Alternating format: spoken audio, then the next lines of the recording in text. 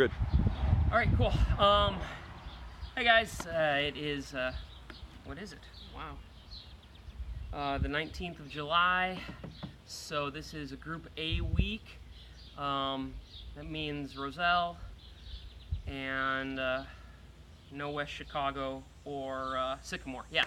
So, like I said last week, we are running low because of the combination of the heat we've had and the wet July, but we're still getting stuff in boxes and we're seeing stuff turn back on. So what do we got? Head of lettuce or a bunch of kale or a bag of mixed greens, a couple cucumbers, unless you're Maureen and then you got more squash, because I know about your cucumber issues. You've either got yellow summer squash or zucchini, mix of beans. It is not a huge amount this week because the lack of rain has really slowed those down, but they're there. Check out the other video and I show you pictures of all that. Cilantro this week and basil, which was mixed in the cilantro. Scapes as well still. Again, if you're not getting through them, just throw them in a bag and put them in the freezer. Hot pepper, oh, they're not hot peppers, they're shishito peppers. I've been told by Jim, who has sampled them, that they are a little spicy.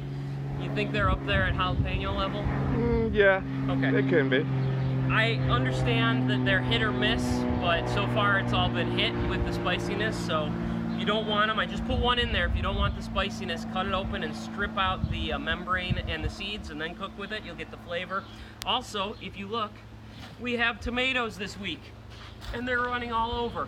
Not as many as when we get into August, but you've got your cherries and a regular slicing tomato.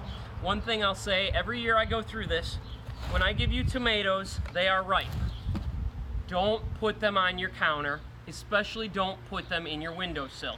I know a lot of people have these old myths, old wives' tales, whatever it's called, that you never put tomatoes in a refrigerator. It's not true. You don't put store-bought tomatoes in a refrigerator because they're picked green and they're colored with gas on the way up to the stores or in their warehouse. Ours are picked ripe. They are ready to eat. Put them in the fridge so they don't rot on your counter. Yes, they will rot within a few days' time if you just put them on the counter. If I give you tomatoes that need to sit on the counter, I will let you know. So, I'm letting you know this week, some of the tomatoes are a little underripe because we were just picking what we could to get you tomatoes this week. You can put them on the counter for a day or two, but that's it. The refrigerator does not change the taste. The refrigerator does not unripen them or cause them to go bad.